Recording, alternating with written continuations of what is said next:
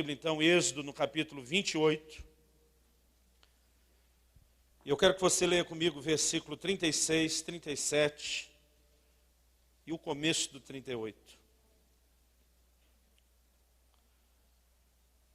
Diz assim: também farás uma lâmina de ouro puro, e nela gravarás como a gravura de um selo. Outra versão diz de um sinete.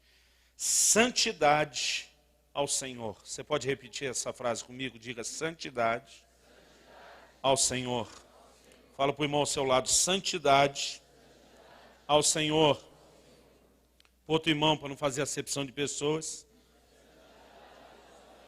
Versículo 37. Pô-la-ás um cordão azul, de maneira que esteja na mitra, bem na frente da mitra estará. Estará sobre a testa de Arão.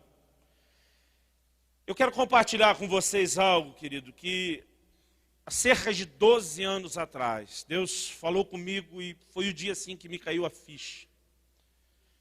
Talvez essa foi a palavra que pela primeira vez me fez conseguir conectar esses dois assuntos, santidade e ministério. Eu quero falar, querido, sobre o que a santidade vai produzir, não só na sua relação com Deus, mas no seu ministério. Porque muitas pessoas têm caminhado dentro de uma visão de engano, de que a santidade é importante na minha relação com Ele, mas não no meu ministério. E isso é um grande engano, querido. Porque o que nós temos aqui no livro de Êxodo é Deus, pela primeira vez na existência, na história da humanidade, oficializando o ministério. Até então as pessoas aparecem sacerdotes. Você não vê ninguém sendo ordenado, consagrado, estabelecido. Você não vê Deus dando as regras. Até então os patriarcas levantam seu altar, sacrificam quando, onde, como querem. Mas a partir de Moisés, Deus estabelece uma casa, a maneira de servir dentro da casa, como seria a vida do sacerdote, a maneira como ele iria se conduzir. E é a primeira vez que Deus começa aqui a estabelecer padrões e Ele oficializa o ministério e o funcionamento do ministério. E já nessa primeira ocasião, Deus determinou a Moisés: olha, quando o sumo sacerdote vier para ministrar, junto com toda a indumentária que ele estaria ali usando, isso envolvia, uma série de aparatos, desde o calção de linho, eles tinham que colocar a túnica, o peitoral. No fim, ele vestiu uma mitra, que era o símbolo da autoridade. Deus diz: em cima da mitra, na testa, você vai amarrar o que no capítulo 29 é chamado de a coroa de santidade. Uma lâmina de ouro puro com a inscrição: santidade ao Senhor. Deus estava dizendo que cada vez que o sumo sacerdote viesse a público, o que as pessoas iriam ler, e aquilo era um mini outdoor, o que as pessoas iriam ler era uma inscrição, querido, enorme, que talvez só fosse maior se tomasse o lugar do peitoral: santidade ao Senhor. E o que eu entendo que nesse texto Deus está dizendo, que eu amo a tipologia bíblica, como alguém que tem um ministério de ensino, eu gosto de pegar os detalhes, mas hoje eu não tenho nem tempo para mexer nesses detalhes. Por que Deus mandou que fosse amarrado, como ele diz aqui no versículo 37, com um cordão azul, o porquê na testa? Eu creio que há toda uma simbologia nisso. Mas eu quero chamar a sua atenção para o fato de que Deus espera dos seus ministros santidade. Você pode dizer amém? Essa é uma das marcas que Deus diz: eu quero que quando o ministério vier a público, ele venha com essa marca. E Deus estava dizendo: eu espero isso de vocês. Mas quando ele mandou usar essa inscrição para que todos lessem, ele estava dizendo: eu quero criar neles, os que serão servidos pelo seu ministério, uma visão e uma expectativa de que vocês sejam santos ao Senhor. Então Deus está dizendo: não só eu espero de você isso, mas eu quero que as pessoas olhem para vocês e esperem isso de vocês. A força do ministério, querido, ela não é tanto determinada pela sua habilidade de funcionar nos dons e fazer o que tem que ser feito, como é determinada por Deus a força da liderança, querido. É o exemplo. É transmitir verdades que são vividas, que são praticadas. É você dizer: não só faça o que eu digo, mas é você dizer: faça o que eu faço. Porque nós vivemos, querido, numa época onde, talvez mais do que nunca, mesmo a geração de ministérios, ela não chama mais a responsabilidade para si. O tempo todo a gente ouve a frase, né, de alguém dizendo a alguém, olha, não olha para o homem, olha para Jesus. Você tem que dizer isso quando não tiver mais ninguém em pé. Porque Paulo dizia, seja meu imitador, como eu sou de Cristo. Ele dizia, camarada, viva a vida cristã como eu vivo. Vem atrás de mim e você vai chegar lá. E diz, eu estou imitando Jesus. E eu, assim como Jesus é um referencial para mim, vou me colocar diante de você como um referencial. E talvez, querido, um dos fundamentos do ministério, que tem a ver com a maneira como vamos viver essa vida de santidade, seja hoje um dos assuntos talvez menos pregados e ensinados, principalmente para aqueles que têm um chamado ao ministério ou já estão exercendo o ministério. Então, antes de falar sobre esse texto em si, eu quero dizer para você como perto de 12 anos atrás, Deus explorou alguns questionamentos que eu tinha, algumas dúvidas que eu tinha. Eu conheci, depois de ter sido cheio do Espírito Santo, eu procurei me aproximar de ministérios, com aquela visão interesseira que o pastor Jamal pregou. Irmão, você só não pode rasgar o manto, como Saul fez com Samuel. Mas tem que ficar esperando cair e pegar. Tem que estar de olho no manto. Eu comecei a me aproximar de pessoas porque um dia eu ouvi alguém dizer, olha, se você quer ser uma águia, junte-se às águias. Se você quiser ser uma galinha, fique com elas. Porque com o tipo de pessoa com quem você se relaciona, isso vai afetar muito aquilo que você vai ser e alcançar. Então eu tomei uma decisão. Eu quero me aproximar das águias. Então nós procurávamos pessoas que estavam em evidências pelo fazer. Hoje em dia, querido, a expectativa das pessoas, eu acho que está pior do que a nossa. O pastor Raulison disse, eu não sei se não foi no Casadoc do ano passado, que nós olhávamos para os homens de Deus, quando éramos meninos com chamado, e nós queríamos ter o que eles tinham em Deus. A nova geração hoje olha para nós e eles querem ter o que nós ganhamos com o nosso ministério. Já não é mais nem o que nós temos em Deus. A coisa está pior do que nunca. Mas na nossa limitação, naquela época, eu olhava para alguns ministérios que estavam fazendo e eu comecei a me aproximar. Eu quero ser usado por Deus como esse cara é, eu quero aprender com ele. E querido, eu levei um choque muito grande, porque eu nasci e cresci numa igreja tradicional, né, que a ênfase dele sobre o Espírito Santo era quase como se ele tivesse sido sepultado junto com o último dos apóstolos. Que tudo aquilo que você lê no livro de Atos era só para aquela época, não tem mais nada para hoje. Agora, eu cresci em igrejas, querido, que eram frias em relação aos dons, mas eram quentes no seu zelo de santidade por Deus, de agradar a Deus, de manifestar o caráter de Cristo. E durante muito tempo, querido, eu não conheci a unção do Espírito Santo, o poder, os dons, mas eu aprendi valores e princípios que foram importantíssimos para mim.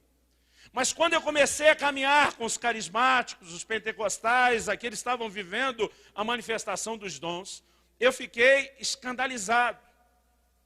Porque eu nunca vi, querido, tanta gente brincar com Deus em relação ao caráter, à maneira de ser e de viver, como no meio dessas pessoas que fluíam nos dons do Espírito. Pastor, o senhor está querendo dizer que quem tem os dons do Espírito não é santo? Não, querido. Não é isso que eu estou querendo dizer. Eu estou querendo dizer que muitas pessoas estão buscando isso e nada mais do que isso. E o interessante eram as explicações que eu ouvi. Irmão, o primeiro cara que eu vi movendo os dons, fluindo em Deus, movendo o ministério, que eu falei, eu quero me aproximar, não levou muito tempo. Infelizmente, ele caiu no pecado do homossexualismo.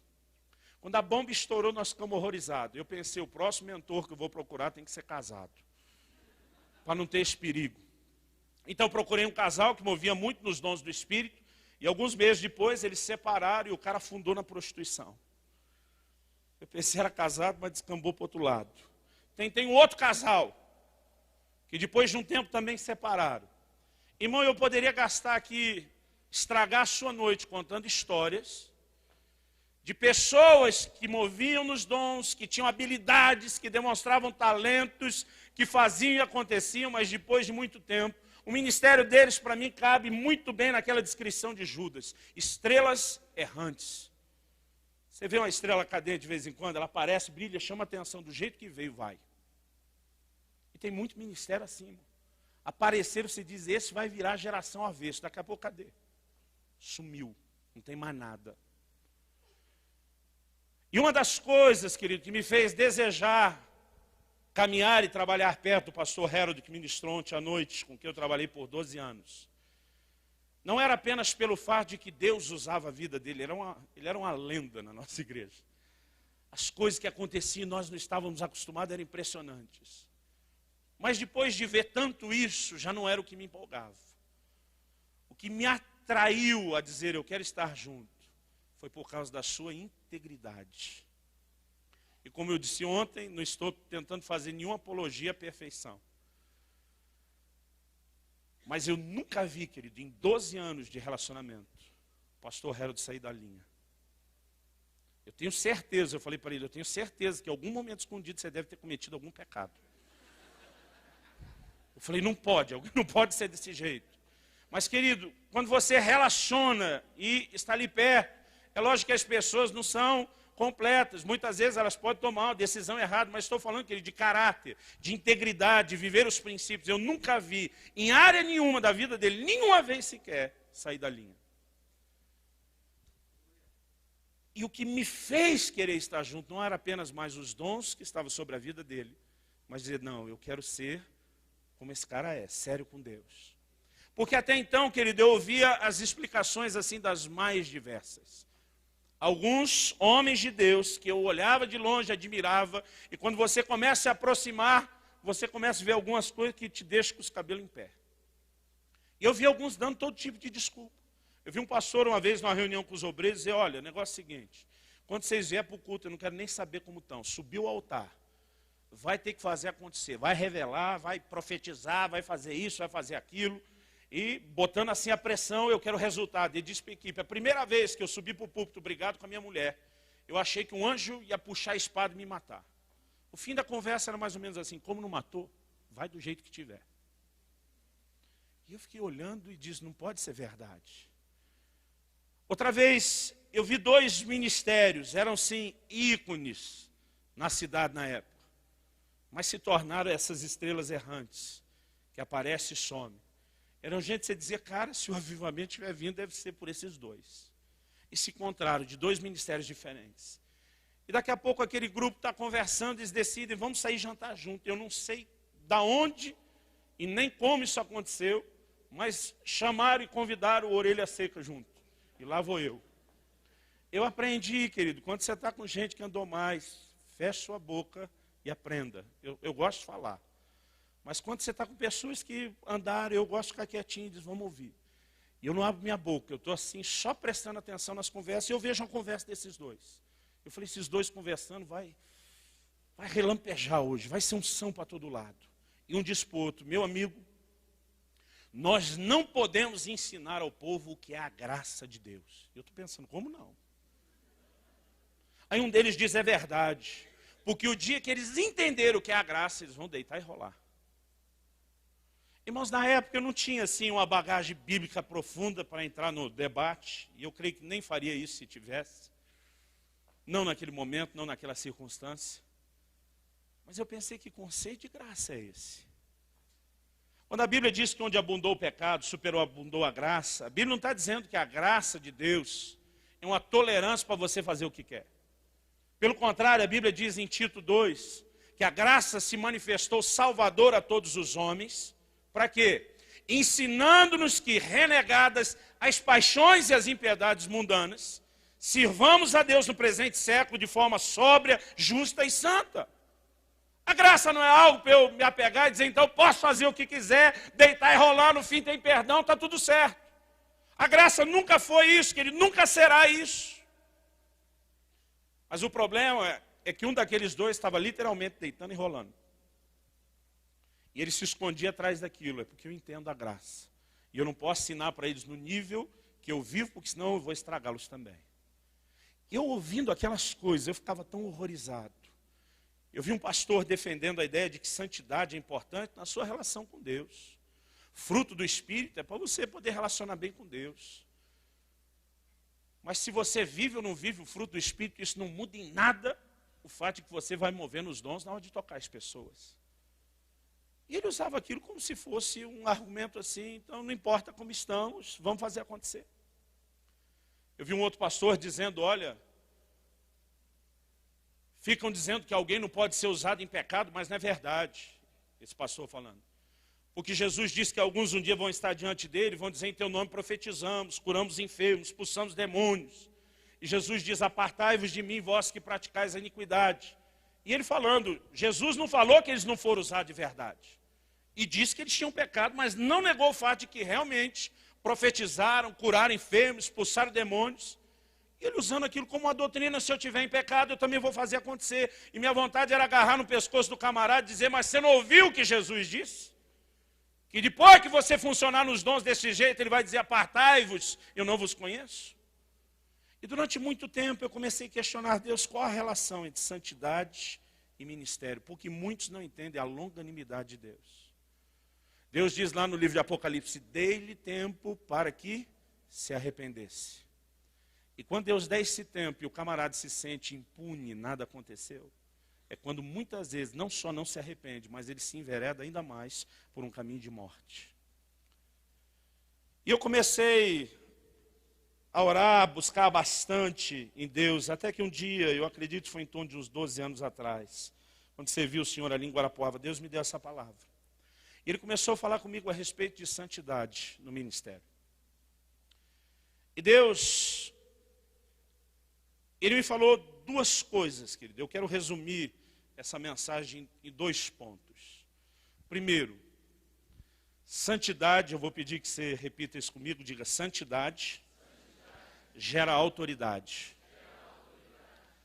Em segundo lugar, diga comigo, santidade libera unção.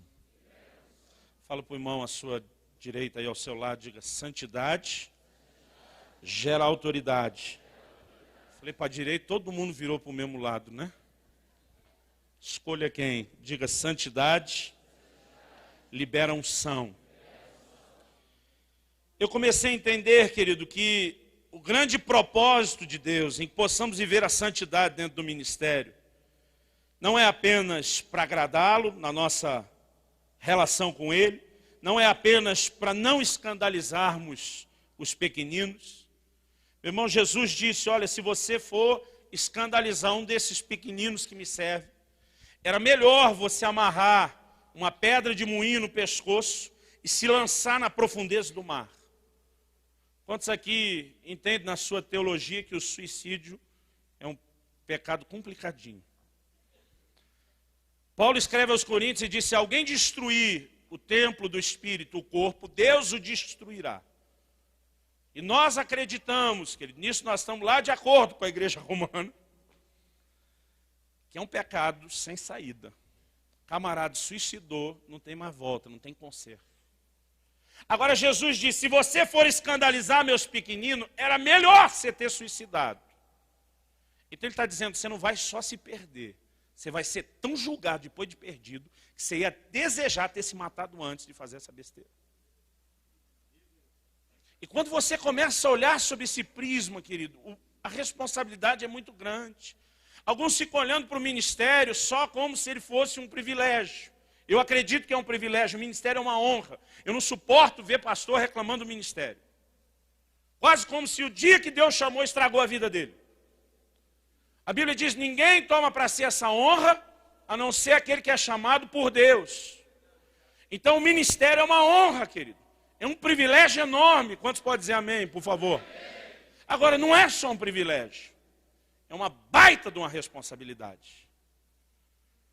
E nós precisamos entender que a santidade, querida, é importante não só por causa de eu e Deus, não só por causa daqueles que eu não vou escandalizar, mas a santidade, querido, na sua vida vai afetar profundamente os resultados do seu ministério.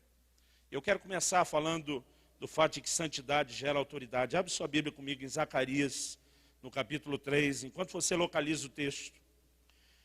Eu quero compartilhar, eu comecei muito cedo no ministério, muito cedo mesmo. Com 15 anos de idade eu fui cheio do Espírito Santo, eu já comecei a evangelizar, pregar, né, trabalhar com as equipes de evangelismo nas ruas. Aos 18 anos de idade, querido, Com 18 para 19 anos de idade, eu deixei o emprego no banco onde eu trabalhava na época e eu já me dediquei integralmente ao ministério. Com essa fase, 18 para 19 anos, foi quando eu comecei a viajar junto com o pastor Harold. E nós gastávamos muito tempo, todos os dias, trancado com Deus, orando, tendo esse tempo de comunhão, de oração. E eu acredito que isso foi uma alavanca que trouxe uma liberação da unção, dos dons. E mais até por conta daquilo que Deus fazia do que o que a gente pregava. Porque muita mensagem que eu preguei nessa época, eu teria vergonha de trazer isso a público hoje. As portas foram se abrindo. E a gente começou a viajar, né? E era uma média de 2, 3 cidades por semana. E aquele mover de Deus, aquela coisa. E desde esse início, querido, eu comecei a perceber que havia lugares, quando depois que o culto terminava, eu tinha uma sensação de, parece que não aconteceu tudo que era para acontecer. E aquilo era tão forte que me trazia uma angústia. Eu dizia, Deus, tanta gente foi salva, tanta gente foi curada, tanta gente foi cheia do Espírito Santo, tivemos arrependimento, teve libertação, teve isso, teve aquilo. E eu cheguei a pensar, numa certa ocasião, que eu é que estava sendo exigente demais. Mas, por outro lado, eu pensava em algumas reuniões, onde nem foram reuniões tão grandes, nem aconteceu tanta coisa, eu saía com um senso de realização enorme, com aquele sentimento de que tudo que Deus queria fazer foi feito. Então, eu dizia, não pode ser só meu nível de exigência, porque em algumas reuniões com bem menos eu estou satisfeito. Mas durante muitos anos eu não conseguia entender por que às vezes havia a sensação de aconteceu e às vezes havia a sensação de não aconteceu tudo que era para acontecer. E eu orei muito tempo por isso, querido. Eu orei por pelo menos uns 4 anos em cima dessa questão. Até um dia Deus me pegou de surpresa e disse, hoje eu quero lhe fazer entender por que você tinha esse sentimento. Irmão, pensa num cara que ficou cheio de expectativa. 4 anos pedindo a resposta. Deus diz, é hoje. Ele diz, porque nessas reuniões onde você sentiu isso, que aconteceu tudo que era para acontecer, e nas que você sentiu que não aconteceu tudo que era para acontecer, é porque justamente aconteceu ou não aconteceu o que era para acontecer.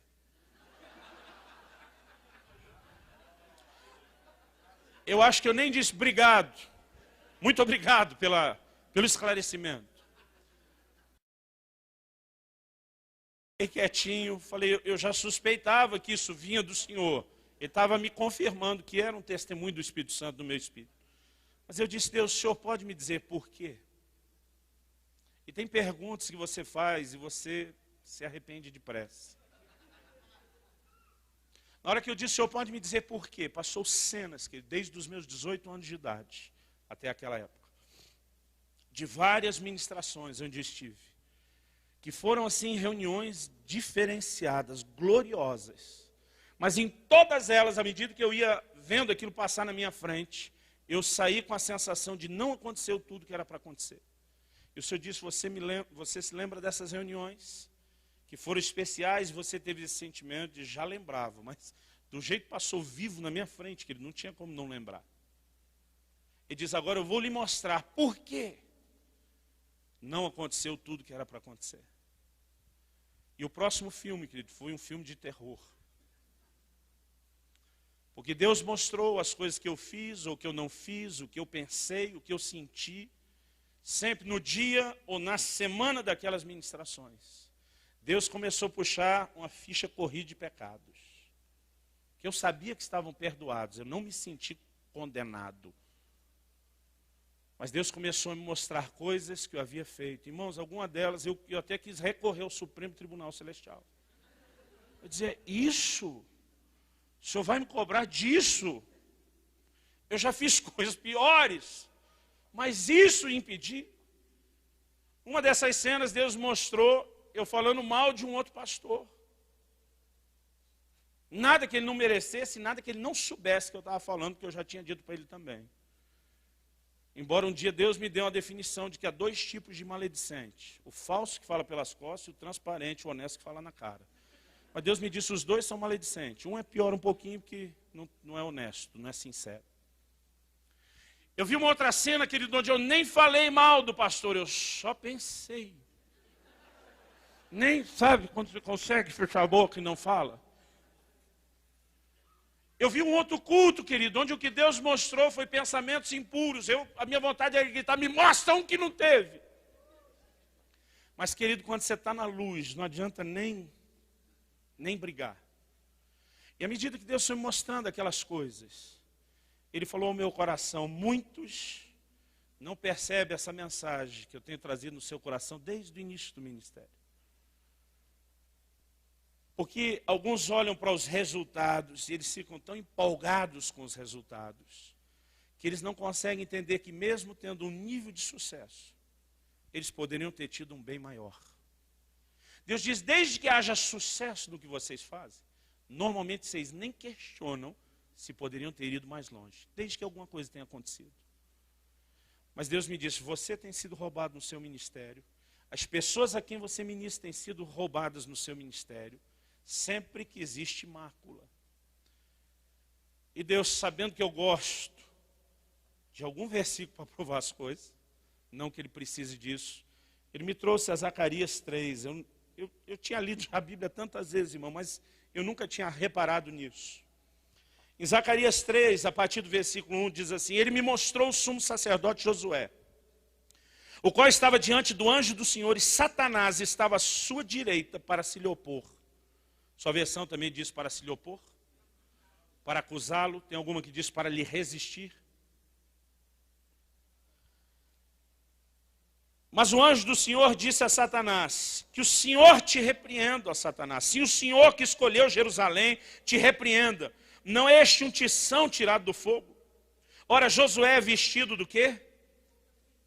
Roupas impuras, trajes sujos, o que mais temos aí? Vestes sujas. Estava em pé diante do anjo.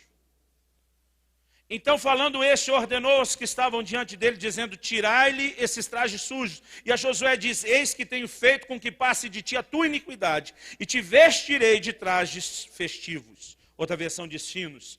Também disse eu, ponham-lhe sobre a cabeça uma mitra limpa, ou turbante, dependendo da versão. Puseram-lhe, pois, sobre a cabeça uma mitra limpa, vestiram-no, e o anjo do Senhor estava ali de pé. E o anjo do Senhor protestou a Josué, dizendo, assim diz o Senhor dos Exércitos, se andares nos meus caminhos e observares as minhas ordenanças, também tu julgarás a minha casa, e também guardarás os meus atos, e te darei lugar entre os que estão aqui. Deus começou a falar ao meu coração e disse, perceba aonde este homem, sumo sacerdote Josué, está. Ele está no templo, querido. Não foi lá fazer piquenique. Está exercendo o seu ministério. É um cara com trajes sujos. Em toda a Bíblia, de Gênesis a Apocalipse, as vestes falam da nossa condição diante de Deus. E o próprio texto interpreta aqui o que é veste suja. Fiz com que fosse removida a sua iniquidade, então te dei um traje limpo. Apocalipse fala dos que lavam as suas vestes no sangue de Jesus. A remoção da sujeira é a remoção do pecado. Então, a Bíblia está falando de um homem funcionando no ministério com veste suja. Mas não é o desviado que chutou o balde que desistiu de tudo. Porque o Senhor está ali, enquanto Ele está no seu ministério. Mas o problema é que não é só o Senhor que está ali. A Bíblia diz, Satanás também compareceu, para se lhe opor, para lhe resistir. Esse é o sentido, querido, da palavra. É mais do que acusação. Era resistir. Resistir o quê? Ao seu ministério. Porque quando nós deixamos de andar em santidade, querido, nós perdemos a autoridade. Santidade gera autoridade, mas a falta de santidade compromete a autoridade. Então Deus começou a mostrar, muita gente foi salva nessas reuniões, muita gente foi curada, gente cheia do Espírito Santo, houve arrependimento, quebrantamento. Ele diz, mas muito mais poderia ter acontecido, não aconteceu. Por que não aconteceu? Porque Satanás tinha o direito de te resistir. Ele não podia te resistir completamente, porque você não estava fundado no pecado. Mas ele tinha capacidade de resistir um certo nível de funcionamento do seu ministério. E muitos de nós, querido, sabe, eu fico muito aborrecido com a maneira como muitos estão contentes com tão pouco, quando Deus tem tão mais para fazer. E sabe, querido, se você não precisa de mais para a sua realização, pelo menos pensa em quanta gente está com a eternidade em jogo, dependendo de um ministério que vá além da mediocridade. Eu não quero pisar em você, querido. Já fizeram isso antes de mim. Eu quero mexer com teus brios. Eu não sei se com você funciona, mas quando alguém me aperta, começa a me dar uma vontade de ir para cima. Sabe, nós precisamos entender, querido, há uma dimensão maior de resultados, que nós não estamos entrando, não é porque Deus não quer te abençoar, e não é só porque você não orou mais. A oração é importantíssima, porque todo o tempo que nós gastamos com Deus, querido, não é só porque estamos recebendo força para o trabalho. Estar com Deus é fundamental no ministério, porque estar com Deus te transforma. Estar com Deus, querido, faz você vencer a carne, o pecado e tudo aquilo que Satanás usaria para te resistir. E Deus começou a falar comigo sobre como santidade gera, querido, autoridade no reino espiritual. Isso é importante. Por quê? Só tem autoridade, querido, quem se submete à autoridade. A Bíblia diz lá, todo crente gosta de citar Tiago 4,7. Resistir o diabo, ele fugirá de vós. Digo, pera, não é só isso. O texto diz assim, sujeitai-vos, portanto, a Deus, e então depois resistir o diabo, e ele fugirá de vós. A autoridade que eu tenho para resistir o diabo depende da minha sujeição a Deus. Porque a expressão da minha autoridade no reino espiritual, ela está condicionada ao quanto eu sou submisso à autoridade. Aquele centurião romano entendeu isso. Mateus 8. Ele diz para Jesus, eu sou homem sujeito à autoridade. E tenho homens sob a minha autoridade. Mas ele não diz só, eu tenho gente sob a minha autoridade. Ele diz, eu sou homem sujeito à autoridade. Então eu digo a esse vai, ele vai. Digo a esse vem, ele vem. Digo a esse faz isso, ele faz. Irmão, se você conhece a cadeia de comando militar, você sabe que o sargento, por exemplo, tem voz sobre o cabo e o soldado, enquanto ele está debaixo do tenente e dos que estão acima dele. Se ele quebrar a cadeia de comando para cima, os de baixo não têm que respeitá-lo. Então não adianta você simplesmente dizer, não, eu vou exercer aqui como sargento, autoridade sobre esse cabo soldado, mas você não submete ao tenente. Ou o tenente em cima de você não obedece à voz do capitão, do major. O major está acima do capitão ou abaixo? Acima, né? Ou do coronel. A autoridade é algo, querido, que vai fluindo através da cadeia de comando. E se existe submissão daqui para cima, existe autoridade daqui para lá. Então aquele homem falou para Jesus, o senhor nem precisa entrar na minha casa. Ele está dizendo, eu entendo um pouquinho de autoridade, você tem autoridade. Então ele diz para Jesus, só fala a palavra, meu servo será curado lá onde está. Porque ele entendia. Agora, querido, quem não está sob a autoridade não consegue exercer a autoridade. Atos 19, os filhos de servo, exorcistas ambulantes. Diz, nós vos esconjuramos em nome de Jesus a quem Paulo prega. O demônio diz, conheço Jesus e sei quem é o Paulo.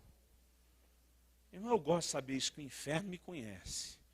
O inferno te conhece. Eles dizem, eu sei quem é esse camarada, pelo tanto dor de cabeça que ele me dá.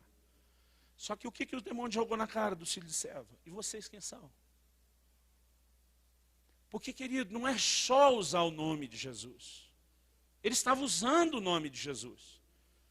Ah, é a autoridade do nome de Jesus que expulsa. Não é só a autoridade do nome de Jesus.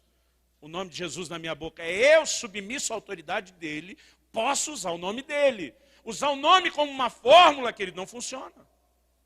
Não é uma fórmula mágica. Não é o tipo de abracadabra evangélico. Você falou, acontece. Há momentos, querido, que você nem precisa dizer em nome de Jesus.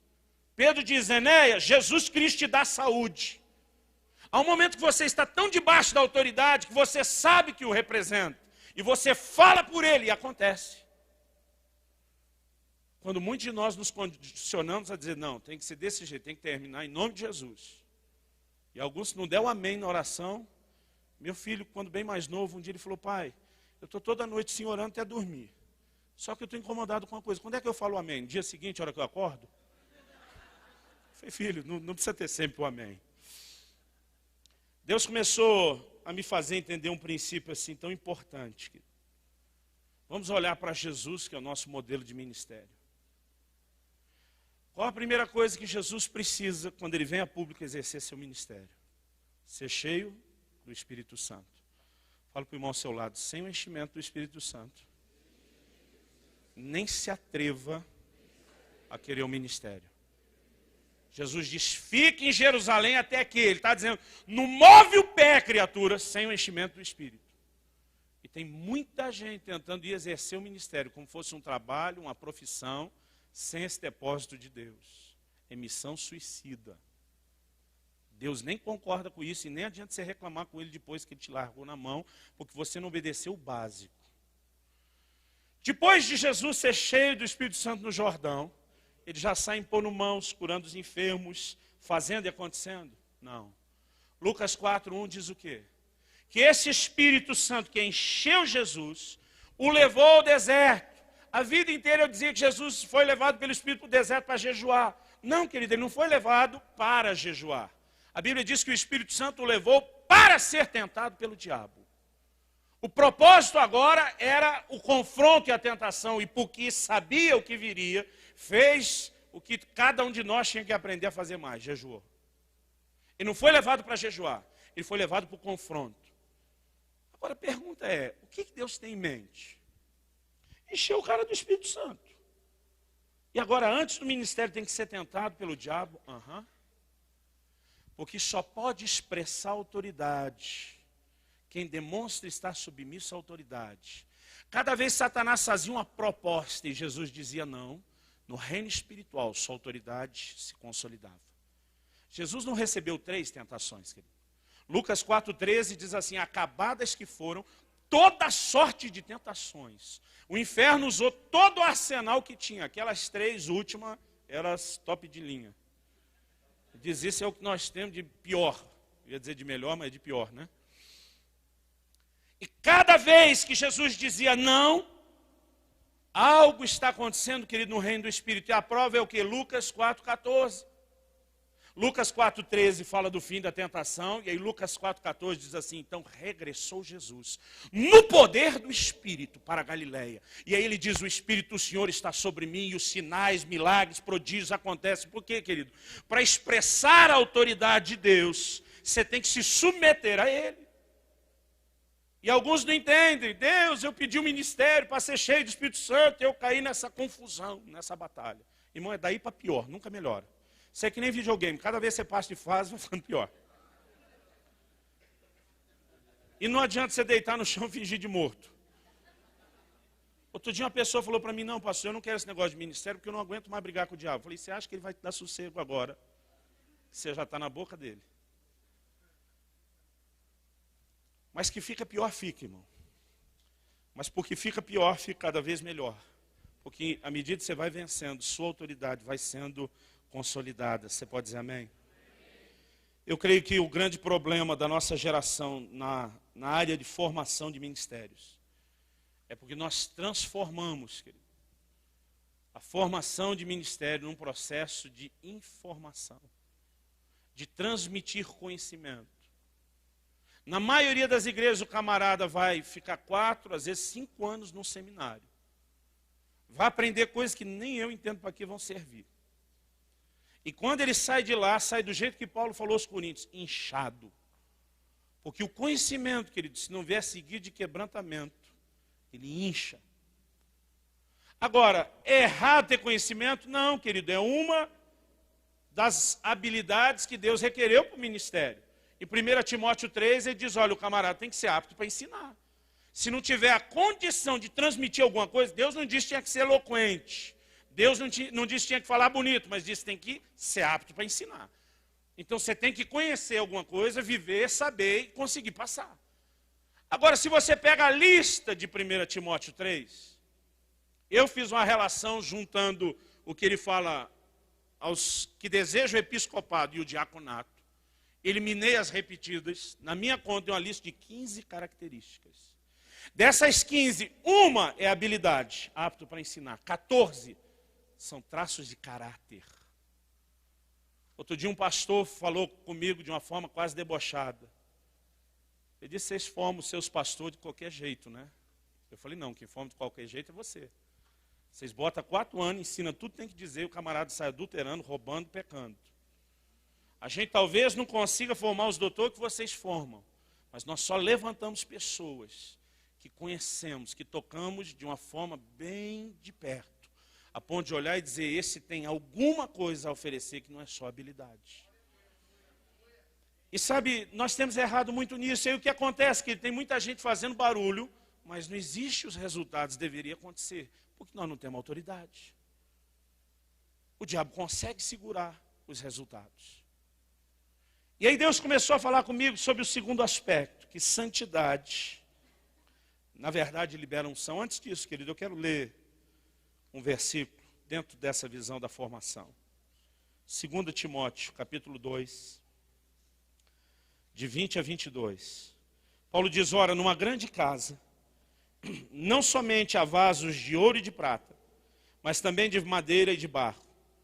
Uns, na verdade, para uso honroso, outros, porém, para uso desonroso.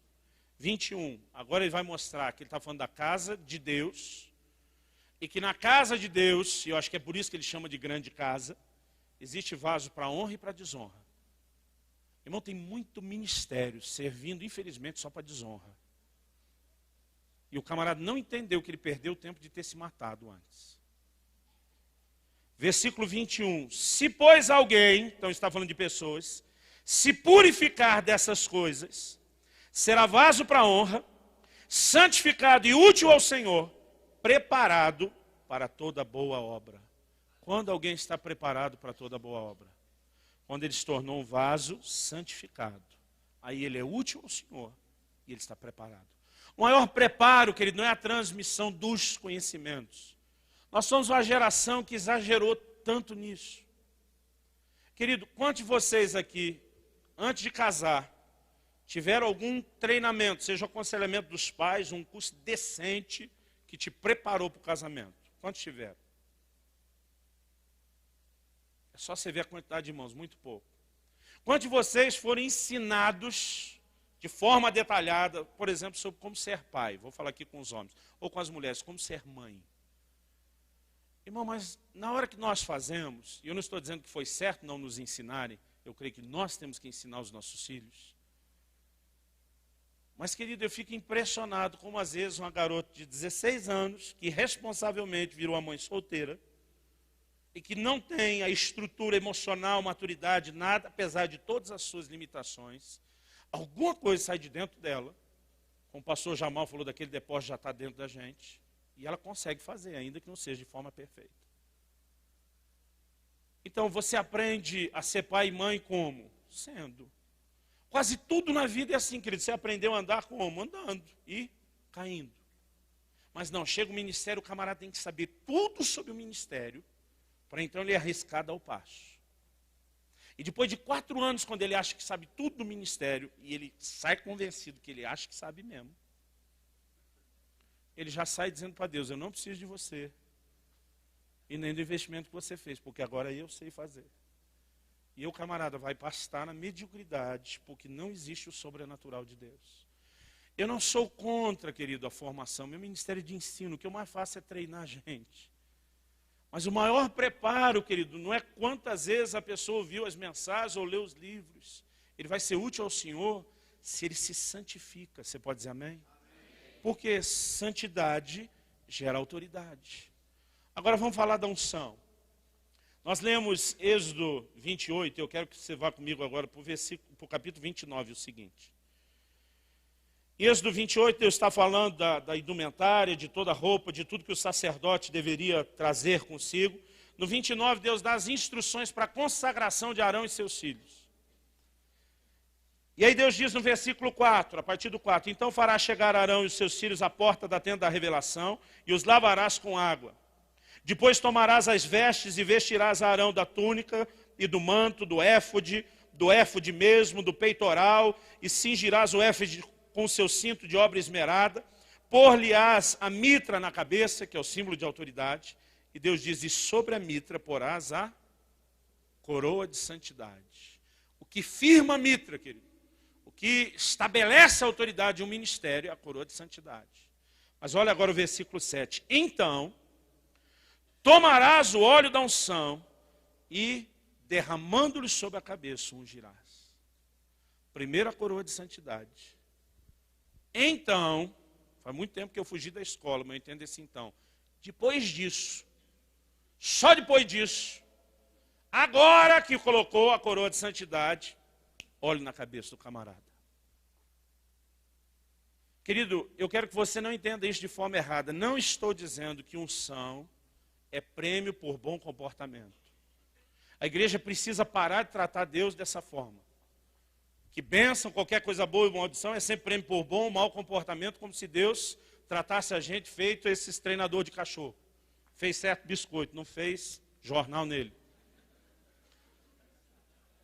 E eu creio que nós temos sido muito roubados por essa mentalidade. Então, querido, não estou dizendo que você tem que merecer a unção. E quando eu estou falando de unção, querido, eu não estou falando apenas de receber o Espírito Santo. Você não tem que ser santo para receber o Espírito Santo. É o Espírito Santo que vai te fazer santo. Amém? Agora, a unção, querido, aquela autorização para você prosperar, para você conquistar, para você representar Deus, ela depende do seu compromisso com Deus. E a unção, querido, ela é liberada. Jesus foi cheio do Espírito Santo no Jordão. Mas quando ele regressa, depois do deserto, ele vem no poder do Espírito. São duas coisas bem diferentes. Agora, querido, o Espírito do Senhor está sobre ele. Ele se apresenta na sua cidade e diz, lê o livro do profeta Isaías, o Espírito do Senhor está sobre mim. E diz, hoje se cumpriu essa profecia. Ele não diz 40 dias atrás. Ele diz, hoje, vencido esse ciclo, a unção está sobre mim. E eu comecei a perceber que isso é uma ênfase bíblica, querido. Eclesiastes 9:8, a Bíblia diz, em todo tempo, sejam alvas as suas vestes, santidade. E nunca falte o óleo sobre a tua cabeça. Porque o óleo vem sobre a cabeça dos que trajam vestes brancas. Vestes limpas. Você pode dizer amém? E eu começo a perceber na Bíblia, querido, como isso é algo forte.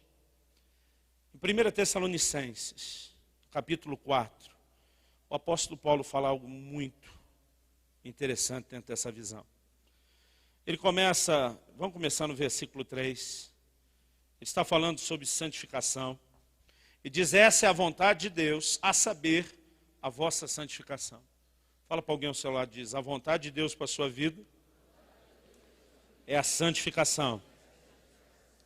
Então ele diz, falando entre santificação, ele diz, que vos abstenhais da prostituição, que cada um de vós saiba possuir o seu vaso, o seu corpo em santidade e honra, não na paixão da concupiscência, como os gentios que não conhecem a Deus. E diz, ninguém iluda ou defraude nisso a seu irmão, porque o Senhor é vingador de todas essas coisas, como também antes vô-lo dissemos e testificamos.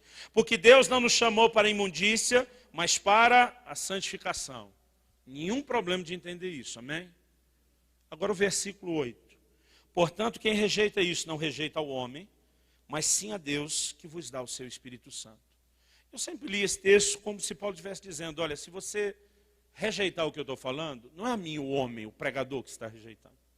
Você está rejeitando o Deus que mandou essa mensagem e que para poder estar em comunhão com você precisa da sua santidade. Só quando eu pensava no rejeitar Deus, nós sempre somos assim 880. Então eu pensava assim, bom, camarada, não quer pecar, está chutando balde, desistindo de tudo. Irmãos, eu estou no ministério pastoral, pregando há mais tempo. Mas no ministério pastoral vai fazer 17 anos. Lidando com gente, tocando pessoas. E o que eu tenho visto ao longo da caminhada é que a maioria das pessoas que tropeçaram nessa área, dentro da igreja, que foram vencidos pela imoralidade, a maioria não chutou o balde no sentido de dizer, Deus, eu não te quero mais. Eu diria que dos que eu tenho acompanhado no pastoreamento, a maioria, basta ser 50%, % mais um, a maioria, querido, se arrependeu, buscou restauração, pagaram, às vezes, um preço caríssimo, mas se levantaram, não foram pessoas que desistiram de Deus. Eu disse, mas o que é esse negócio de rejeitar Deus? Era uma rejeição só temporária ali, agora está tudo certo. E o dia que Deus estava falando dessas coisas, sobre santidade, liberar unção, Deus me fez entender o versículo 8 de outra forma. Essa é minha teologia lucianiana. Se você não conseguir crer desse jeito, não tem problema. E diz: quem rejeita essas coisas não rejeita o homem. Ele não fala de rejeitar a Deus no sentido não quero mais nada nunca mais com Deus. Ele fala de rejeitar uma particularidade específica de Deus. Rejeita a Deus que vos dá o Espírito Santo. Ele não está falando de gente que colocou Deus para longe, que não seria restaurado, ou que Deus não receberia de volta, mas que no momento em que cometeu aquele pecado, ele estava fechando um canal específico do Deus que libera sobre nós o Espírito Santo. Ele estava trancando a liberação da unção sobre a sua vida. E eu comecei a entender, querido, que você pode ter muita unção e com um pouquinho de impureza na sua vida comprometer a unção. A santidade é importante não só para liberar a unção sobre nós, mas nós precisamos andar em santidade para que a unção que já foi liberada não seja comprometida. E Deus falou comigo isso comigo em cima de Eclesiastes capítulo 10. Eu me lembro de uma noite que eu tinha viajado pregar em outra cidade do estado, aqui do Paraná. E eu tinha que voltar, na época estava morando e servindo a Deus ali em Guarapuava. E eu tinha que voltar para o domingo ministrar. Mas no sábado à noite, enquanto eu estava ali antes de dormir orando, já durante o dia, mesmo antes desse momento, eu comecei a ter uma suspeita profética de que a mensagem que eu tinha preparado desde o início da semana, eu estava escalado para pregar no domingo, não era a mensagem que Deus queria que pregasse. E eu já entrei naquela luta, eu falei: Deus, o Senhor deixar para falar isso só no sábado. Eu desde segunda, orando, te buscando, me preparando, achando que estava no caminho certo, o Senhor não me deu nenhuma dica, só no sábado. E eu iria ministrar no culto à noite, depois teria uma reunião com os líderes. Depois dessa reunião com os líderes, eu ia para a casa do pastor tratar algumas coisas com ele e eu sabia que ia dormir tarde. Consequentemente, indo dormir tão tarde na madrugada, a gente não conseguiria levantar tão cedo. E eu já sabia que seria impossível nos deixar sair antes do almoço. Então na minha cabeça estava tudo cronometrado, nós almoçamos, pegamos a estrada, eu vou chegar em cima do culto. E eu não tenho tempo de hoje para amanhã para preparar nada, a não ser aquilo que já está pronto. Então eu comecei a orar e dizer: Deus, se não for isso, o Senhor tem que me socorrer de um jeito bem depressa. Porque eu não vou ter tempo, e eu não posso deixar de fazer o que eu vim fazer aqui, e eu não tenho tempo para preparar outra coisa. Então antes de dormir eu comecei a apelar em oração. Falei: o Senhor fala tanto em sonho com a minha esposa, podia falar comigo também. A sensação que eu tenho, irmão, é que o meu sistema de vídeo ele vive em pane, só funciona o áudio. E aí eu comecei a orar, a dizer: Deus, também sou teu filho, também sou amado teu, por favor, se o Senhor tiver alguma outra mensagem para dar, aproveita enquanto eu estou dormindo, que a partir de amanhã não dá tempo.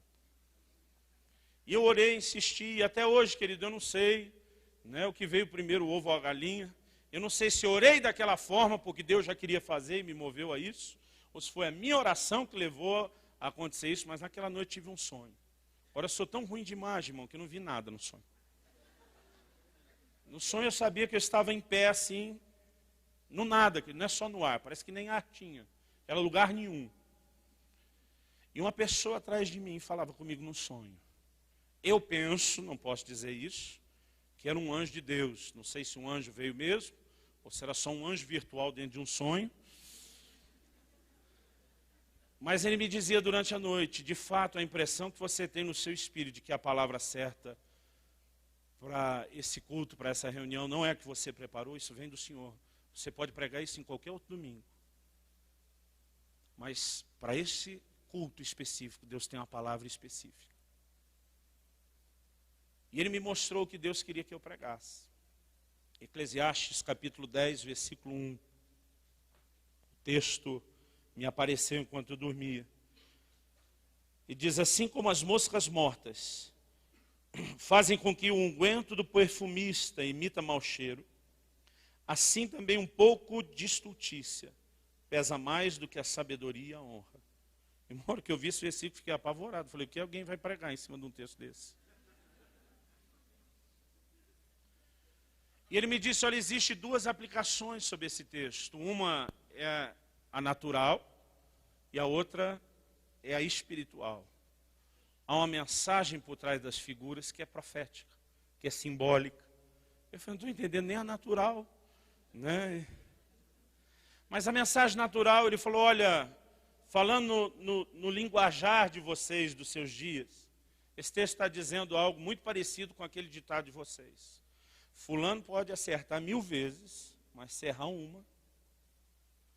E diz o que o texto está dizendo é que um pouco de coisa ruim pesa mais do que bastante coisa boa.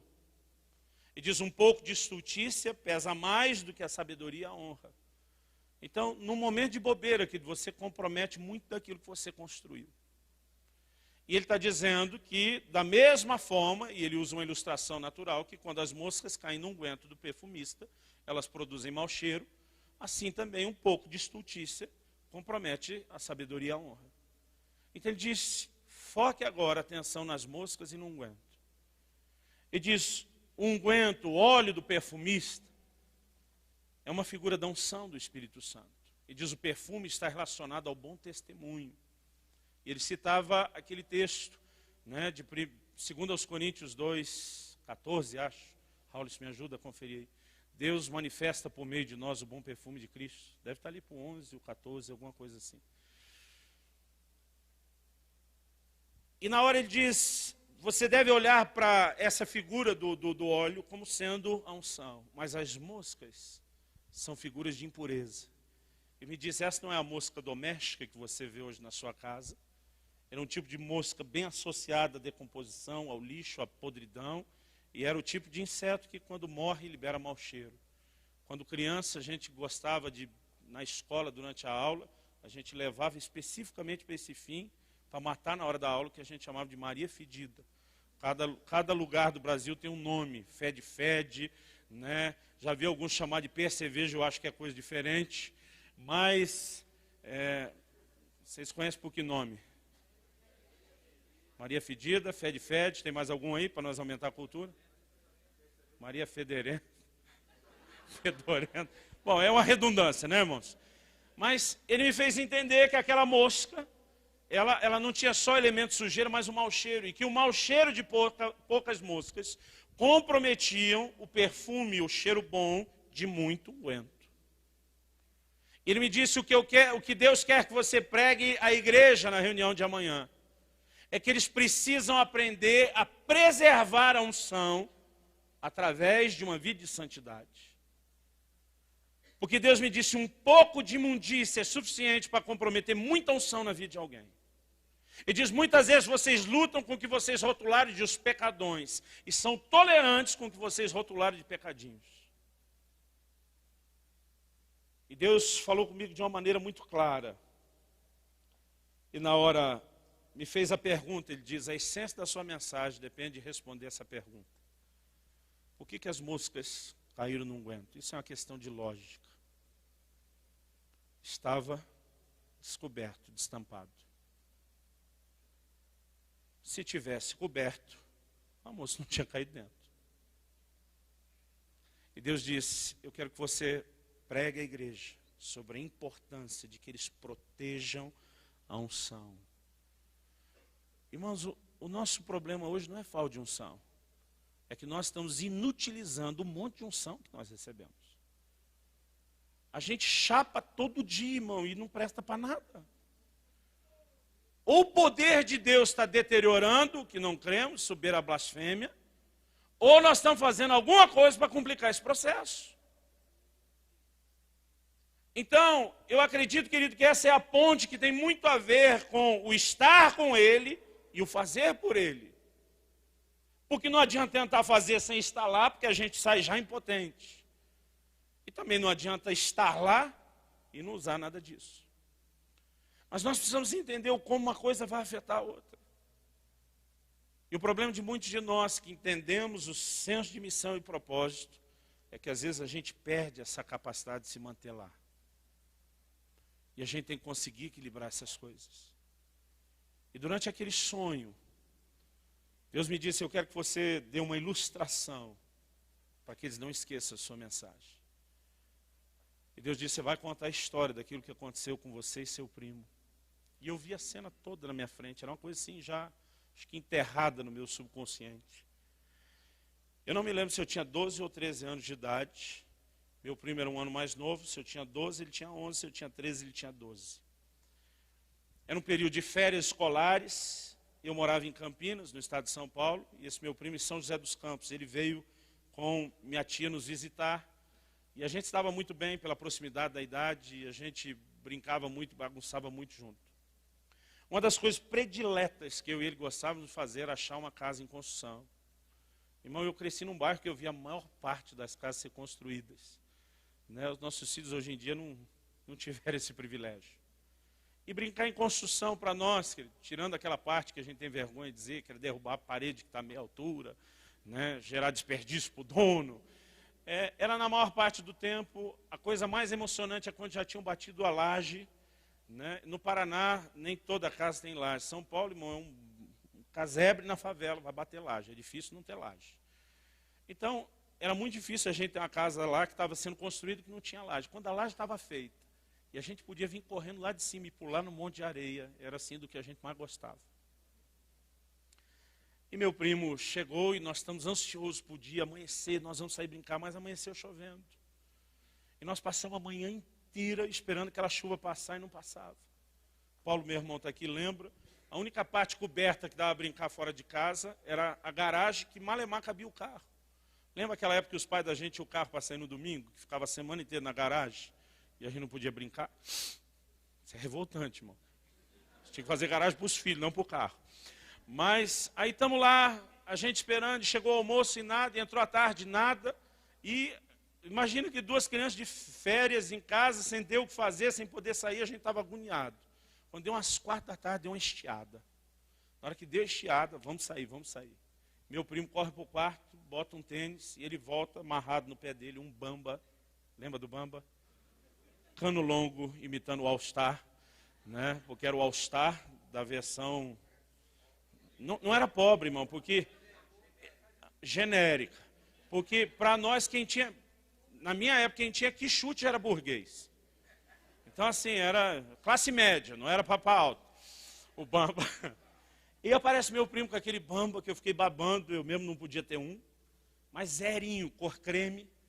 E ele está estreando, é a primeira vez. E quando ele sai com o bambazão no pé, minha tia diz, alto lá, aonde você pensa que vai? Eu vou brincar, mas não com esse tênis. Mãe, eu nem estreiei ainda. Ela diz, exatamente. Isso é para sair, lembra esse negócio de para sair? A gente ficava confuso, mas eu vou sair. Aí ela diz, choveu o dia inteiro, eu sei muito bem onde é que vocês vão se meter. E ela diz, eu sei que você vai voltar com esse negócio encardido já na primeira usada e quem lava depois sou eu. Negativo, tira isso do pé, você não vai sair. Não, mãe, eu prometo, não vou sujar. Ela dizia, meu filho, isso é uma promessa, você não pode cumprir. Está além da sua capacidade de cumprir. Não, mas dessa vez... E começou uma discussão, não sei quem dos dois era o mais teimoso. Na minha cabeça, irmão, eu tenho muito medo de pecar, porque a gente vai aumentando história ao longo do tempo. Tem testemunho que a gente dá, a gente já brinca assim, que é que nem aqueles filmes, baseado em fatos reais. Tem alguma coisa de verdadeiro lá e com o tempo você é perigoso. Perigoso, irmão. Nós, pastores, temos que tomar muito cuidado com isso.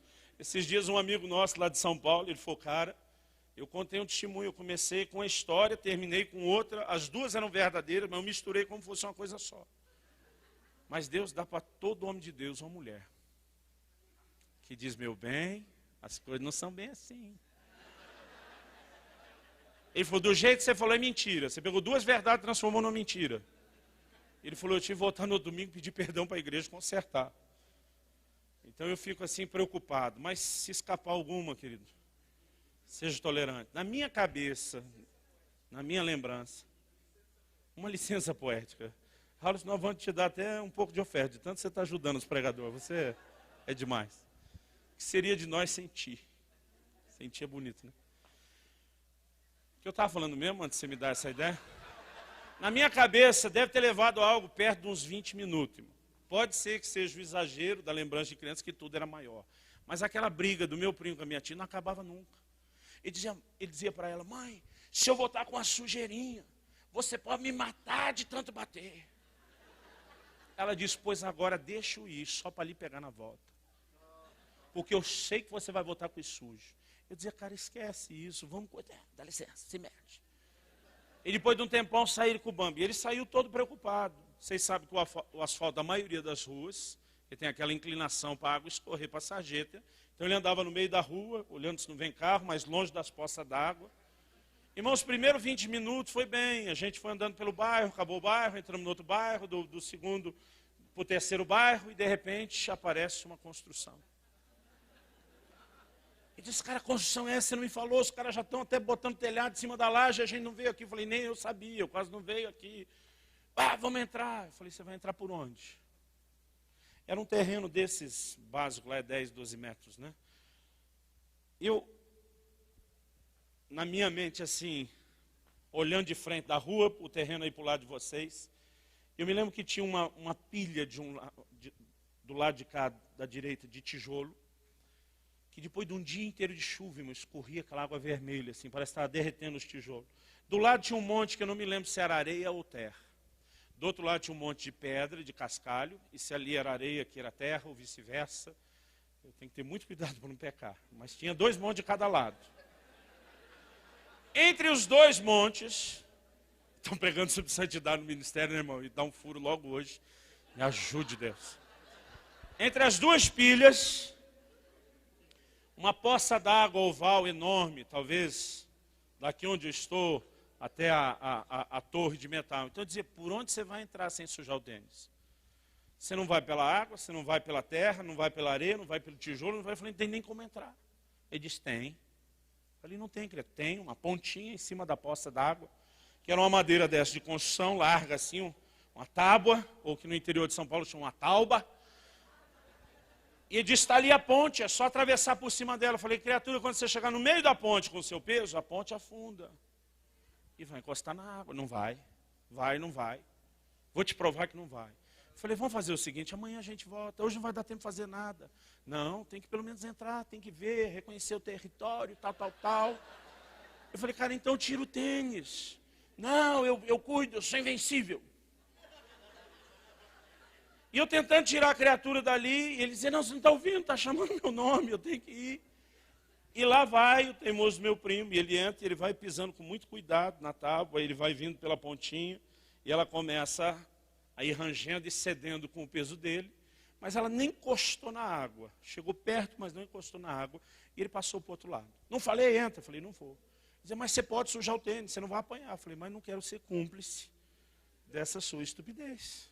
Não vou. Vem, não vou. Ele diz, o que eu preciso para te convencer? Eu vou ir te buscar. Eu falei, não, já foi difícil você vir. Vê o que você tem que fazer. Já foi difícil você entrar. E depois você volta. Não, eu passei acho com muito cuidado. É por isso que você está duvidando da minha capacidade. Vou voltar andando normal. Eu falei, vê o que tem que ver. Vamos. Não, e lá vem ele. Ele passa agora normal, andando blam, aquele negócio balançando. A tábua encosta na água, chacoalha a água, mas não afundou. E ele chega do outro lado inteirinho. Vamos. Eu falei, não vou. Ele diz, vou passar correndo. Eu falei, cara, não seja burro. Quem vai apanhar é você. Eu não perco nada com esse negócio. Vou passar correndo, porque eu tenho que te mostrar que sou invencível. E ele sai, querido, ele vem correndo.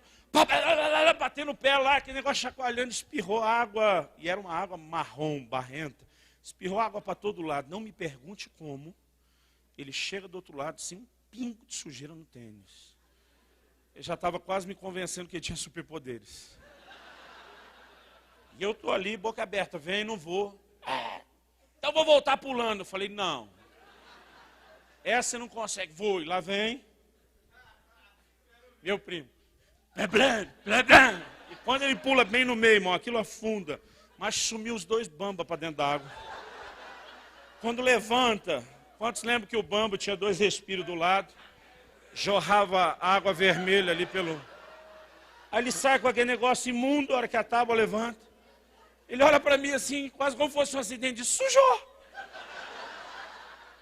E eu não consigo entender, irmão, porque antes era o cara que estava andando no meio da rua para não pisar numa poça limpa. Ele disse, sujou. Aí ele olha para mim e diz, quer saber, já que sujou mesmo? E ele pula com tudo na poça d'água. Eu acho que ele queria espirrar água em mim, não sei por que ele pulou. Quando ele pula na água, meu primo literalmente desapareceu. Escafedeu-se. Superpoderes. Irmão, pensa num susto. Eu fico tentando imaginar o que vai ser o dia do arrebatamento. Puf, sumiu. E eu estou agoniado, querido. Na mente da gente parece que foi muito tempo. Eu acho que deve ter sido perto de uns 2 minutos, 1 minuto e meio para frente, porque ele fazia natação, ele era muito bom para prender o fôlego. E ele me mostrou uma vez, ele quase 2 minutos debaixo d'água. Mas quando ele sai, ele está no limite. É fundo aqui! Irmão, tinha um poço de 1 metro por 1 metro, só isso. É por isso que a tábua estava lá. Mas choveu o dia inteiro, aquele negócio foi enchendo, transbordando, virou aquela poça, e ele nem sonhava com o poço, nem eu.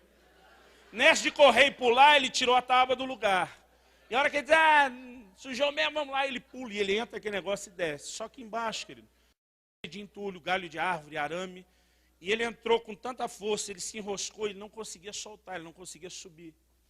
E ele ficou aquele 1 minuto e meio, não sei quanto tempo, né, se debatendo para conseguir se soltar. E quando ele sai, ele já está no limite, ele não consegue mais segurar. Ele quase morreu afogado. Irmão, o impacto ali foi tão forte, eu nem me lembro do fim da história. O que minha tia fez com ele. Mas ele merecia tudo que aconteceu, com certeza. Nesse dia, muitos anos depois, Deus fala ao meu coração, o que aconteceu com vocês dois, naquele dia, foi profético. Eu falei, não, Deus... Me dá coceira esse negócio de que tudo é profético, não é para alguns.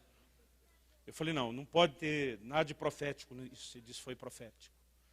Ele diz, a atitude que vocês dois tiveram diante dessa situação determinou a partir daquele dia como seria o curso da vida de vocês e o que aconteceria com cada um de vocês. Aquele anjo, real ou virtual do sonho, não sei, mas eu creio que era Deus falando comigo, disse, Satanás reivindicou a vida de seu primo aquele dia.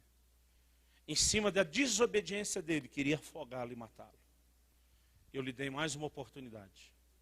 E por muitas outras vezes eu concedi oportunidades. E seu primo nunca parou de brincar com o perigo. Ele me ensinou, querido, em São Paulo, no metrô, passar a linha amarela de segurança, alinhar a ponta do tênis com o fosso, onde o metrô passa, ficar com o nariz bem alinhadinho à ponta do pé, na estação da Sé, quando naquele horário cheio, alguns não param para baldear. Eu perguntei a um funcionário do metrô uma vez, qual a velocidade? Uns 60 por hora? Ele falou de 60 a 70 e diz às vezes 80 por hora. Não vão ficar só com 60 por hora. Aquele comboio de ferro passando a 60 por hora, a 2 dedos do seu nariz. E ali parado, ele dizia, isso é adrenalina de pobre. Dizia, rico que tem dinheiro paga para pular de bungee jump. Ele falou, o que é isso? Os caras pagam para passar medo, nós passamos medo de graça.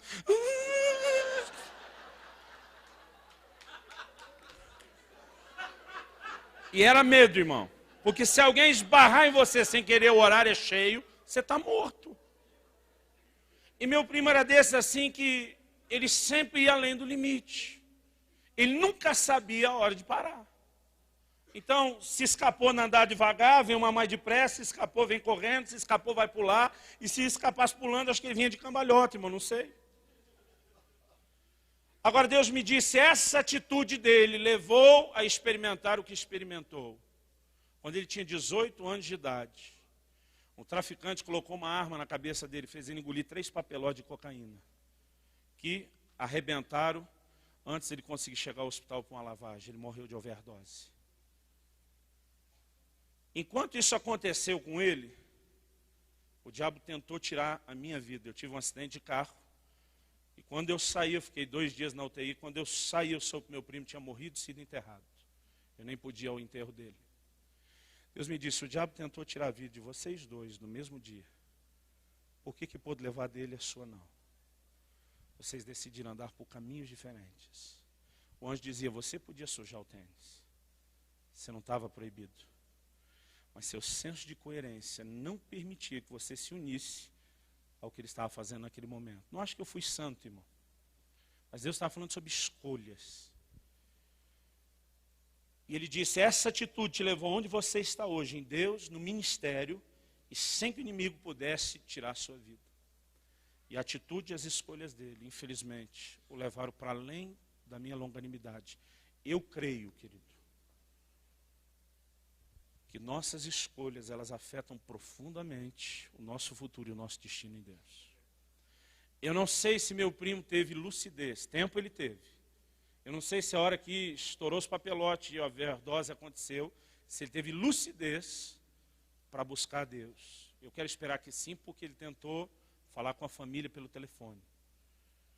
Eu não sei se ele sabia que ia morrer, mas a ligação ele já estava meio abobado com a droga, era de quem tentava se despedir. Eu quero crer que, conhecendo o caminho, ele tenha tido tempo para se arrepender antes de partir. E eu espero poder encontrá-lo um dia na glória, embora às vezes eu não me questiono porque não dá para ter certeza disso. E Deus me disse, você vai contar a história do seu primo, porque muitos na caminhada comigo são exatamente igual ao seu primo. Eles pecam um pouquinho,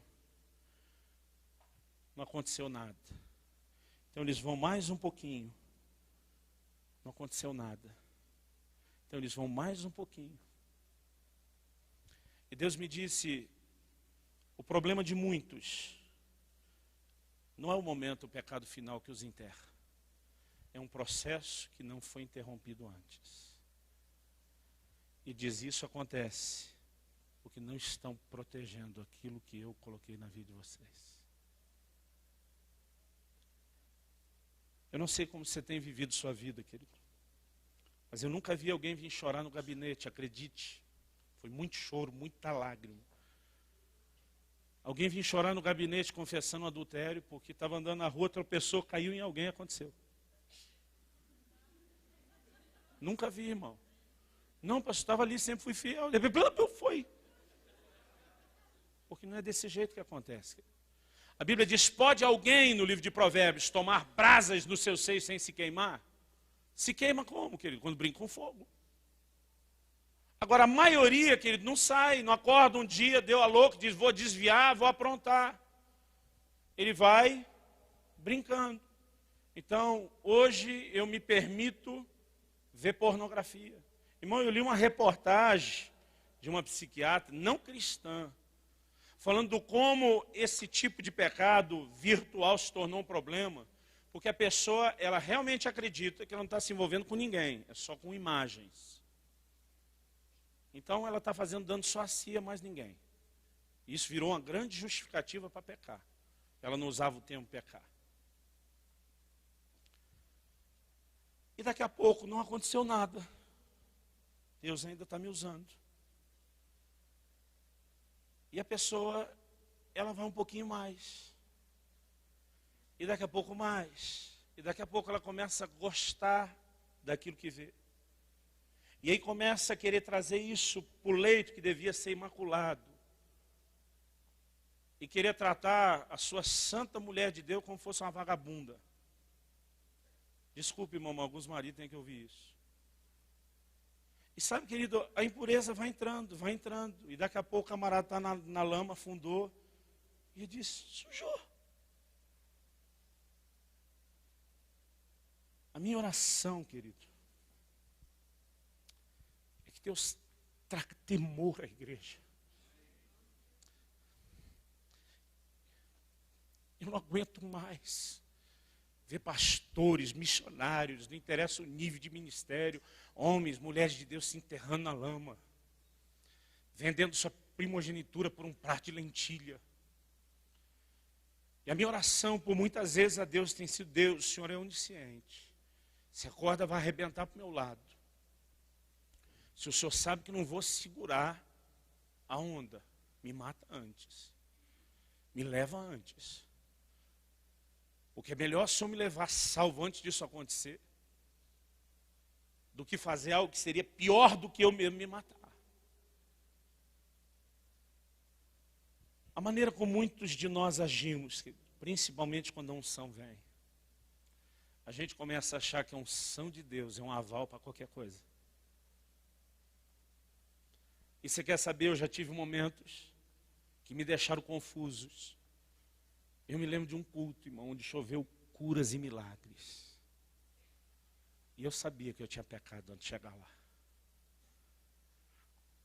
E eu falei, Deus, como é que o Senhor me usou desse jeito? Se essa mensagem que eu prego é verdadeira. Ele disse, imagina o que poderia ter acontecido se você não tivesse feito isso. Mas o problema, querido, é que a gente esconde só no resultado que você enxerga. A gente não consegue contabilizar o prejuízo, porque nós não estamos enxergando, nós não estamos mensurando. E tem havido muita falta de temor. Querido, Casa de Zadok nasceu para levantar um grito de santidade ao Senhor, para os ministérios. Para dizer que quem não se sujeitar ao que Deus estabeleceu, tem seus dias contados. Deus vai remover do ministério. Irmão, haverá juízo nos próximos anos, foi declarado aqui. Deus vai fazer uma limpa na igreja. Agora, sabe qual é o problema? Muitos de nós que estamos aguardando a promoção, sabendo que muitos estão enterrando o que Deus deu, nós já estamos indo para lá comprometidos. Alguns de nós já estão achando que Deus vai limpar quem está por aí e colocar, porque nós somos melhores, irmão. A Bíblia diz, aquele que está em pé, cuide para que não caia. Ninguém está acima de qualquer suspeita. Nenhum de nós deixou de ser carne. A Bíblia diz, Elias era homem semelhante a nós, sujeito às mesmas paixões. Na tradução da Bíblia, na linguagem de hoje do pastor Luciano Subirá, diz, farinha do mesmo saco. Nós precisamos andar debaixo do temor do Senhor. Precisamos resgatar muitos valores, querido, para proteger a unção. Mas eu creio que à medida que nos consagramos, Deus vai nos levar a um lugar de autoridade, a unção, que vai trazer coisas espetaculares. Hoje, o odre não aguenta o vinho. Se Deus começar a fazer, querido, o que tem para ser feito, nós não estamos prontos. Paulo disse assim, Deus até me deu esse nível de revelação, fui o terceiro céu, aconteceu de tudo, mas, para que eu não me exaltasse pela grandeza das revelações, me foi dado junto de presente um espinho na carne. Porque se você prosperar por fora, querido, sem prosperar por dentro, seu ministério será uma missão suicida, você vai se enterrar. Antes de completar 3 anos de um ministério itinerante, debaixo de sinais e prodígios, Deus disse, eu vou te parar, porque senão você vai se enterrar. Eu acreditava que Jesus iria tão rápido, querido, que não daria tempo nem de eu casar e ter filho. Tinha que fazer a obra de Deus que nem Jesus, em 3 anos e meio.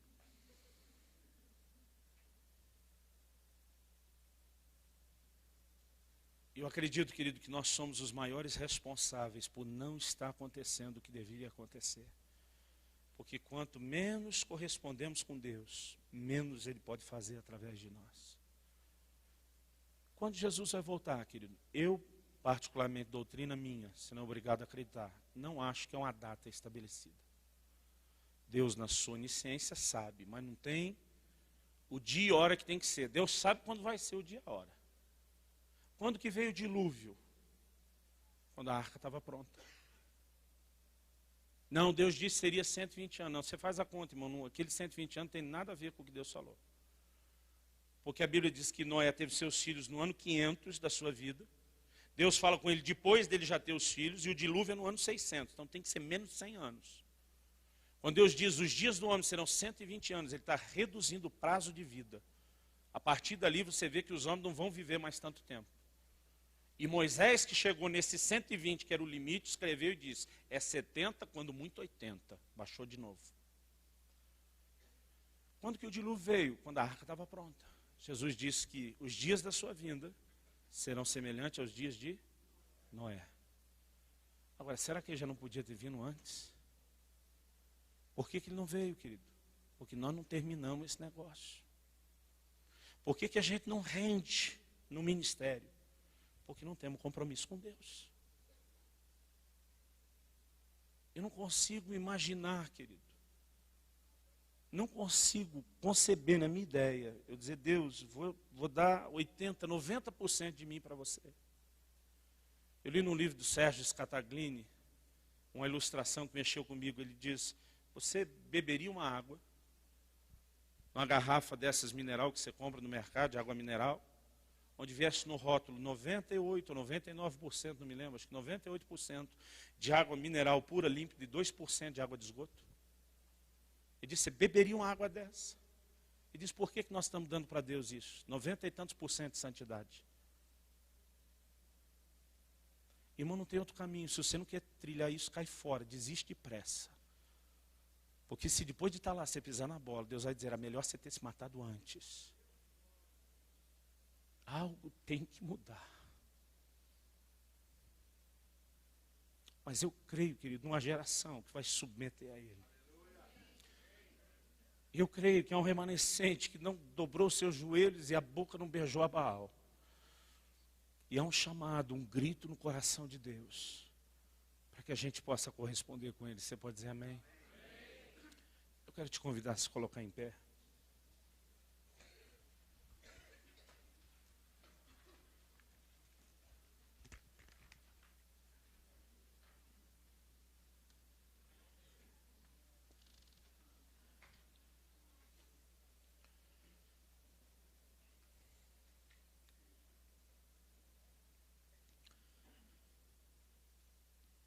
Santidade ao Senhor, querido.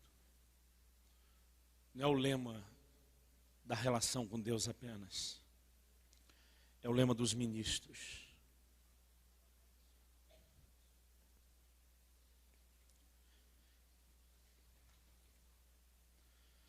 A minha intenção, querido, não é te apontar o dedo.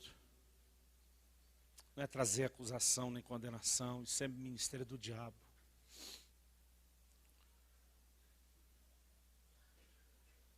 A minha intenção, querido, é debaixo de oração dizer, Deus, nos ajuda, através dessas verdades, a acordarmos, a despertarmos para como isso é sério. Porque tem muito aventureiro no ministério. Eu encontro gente o tempo todo que trata o ministério, eu não consigo entender como. Outro dia alguém falou, pastor, agora que Deus te abençoou, que você é um cara conhecido, você podia abrir umas bocas aí para mim. Eu falei, irmão, boca para mim é lugar de droga, cara. Eu falei, se Deus não te abrir a porta, cara. E as pessoas vêm e dizem, não, eu quero o que você tem. E às vezes a vontade é cobrir de tapa, dizer, vá orar, seu miserável, feliz, vá buscar Deus, vá consertar a sua vida, vá... Porque sabe que Ele dá autoridade, unção, não é esse negócio, só alguém botou a mão na minha cabeça, agora vai. Quando isso está acionado, associado aos mecanismos que você está praticando, normalmente funciona. Mas sem isso não. Um pastor amigo meu disse que um dia falou ao telefone, um ministério assim dos bambambam. Falou, amigão, nós estamos pensando em ir aí, estamos querendo... buscar uma unção, você botar a mão na cabeça da gente, eu falei, irmão, você quer só unção, não precisa nem vir aqui não. Ele disse, só você arrumar um tapetinho. Ele disse, tapetinho, como assim um tapetinho? Precisa ajoelhar nele todo dia, gastar bastante tempo aí com Deus. Ele disse, é bem mais fácil você pegar a unção do tapetinho do que de mim. Ele falou, cara, que vergonha, eu passei. Eu falei, bem feito.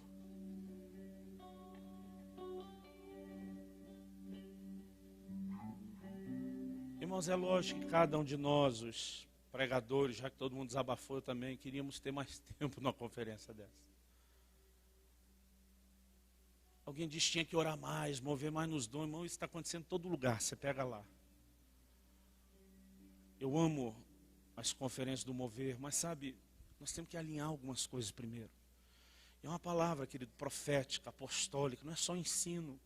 Deus está tentando botar ordem na casa. Porque o juízo, querido, ninguém se engane, vai começar pela casa de Deus. Um dia cada um de nós vai estar diante dele. E não vai só perguntar o que você fez. Ele vai dizer o que você fez com os meus pequeninos. Eu gostaria que nós orássemos a Deus.